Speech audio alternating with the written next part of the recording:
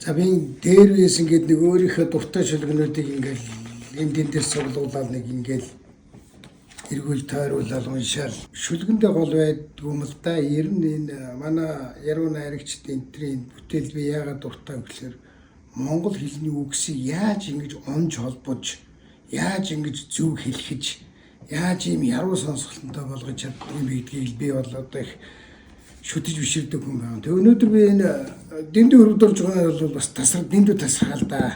Тийм хөрөвдөрж байгаа зөндөө олон шүлэг, найрагдлал маш олон юмд би дуртай. Тэгээ би одоо энэ дэвтрээ эргүүлжсэн чинь хөрөвдөрж байгаа гэргий гэдэг ийм найраглал гарч ирлээ.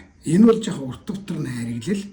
Тэгвэл би энэс нэг хідэн мөрийг одоо бас хүмүүст бас магадгүй залуучуудад хэрэг болох болов гэж. Энэ бол зүгээр нэг ийм шүлэг бичдэг, хэдэн үг хэлэхдээ гой болгодог биш. Том философи хэлдэг юм аа. Манай Паул Авсурмгаа, Дэндүн Хөрөвдөрж байгаа, яа бэгзэн яв улгой энэ хүмүүс агуу том философи хэлдэг юм. Тэгэхээр би одоо энэ гэргий гэдэг найрагдлынх нь миний ойлгосноор гол философи юу вэ гэдгийг хэлэх гэж байгаа. Одоо зүрхний бичлэг хийгээ гэргийн хүний зүрхний бичлэг ингэж хэлж байна, нөхрийнхэн зүрхний бичлэг ингэж хэлж байна гэсэн ийм л найрагл да. Энэ дотроос би нэг хэдхэн мөр хэлье. Нөхрийн зүрхний бичлэгээс мэ хэлэх гэж байгаа шүү. Ус хэдий зөөлхөн ч хэлсэн уулын чулууг илээдэг билээ. Угаасаа би хатуухан ч хэлсэн уяхан сэтгэлд чинь эердэг билээ. Өндөр уулын ороод гаралгүй өргөн бэлийг хардаггүй нэн нь өөрөө жаргал өгөөгүй байж өрөөлөөс нэхэж болдоггүй нүнэ. Анх би чамтай танилцахдаа ааг халуун хайран давтаж алтан нар мөнгөн сарыг амлсан ч байж магадгүй. Тэгээд би хэлсэндээ хүрээгүй болвол тэнхэл дудснаас ухаан дутаагүй.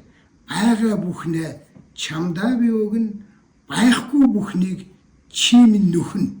Ийм амьдралын агуу том философи гүн ухаан хэлдэг хүн л дээ.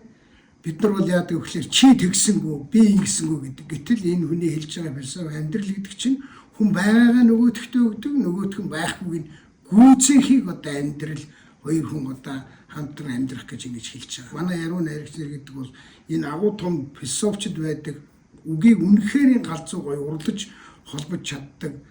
Ийм учраас би яруу найрагт, Монголынхаа яруу найрагт бас их дуртай.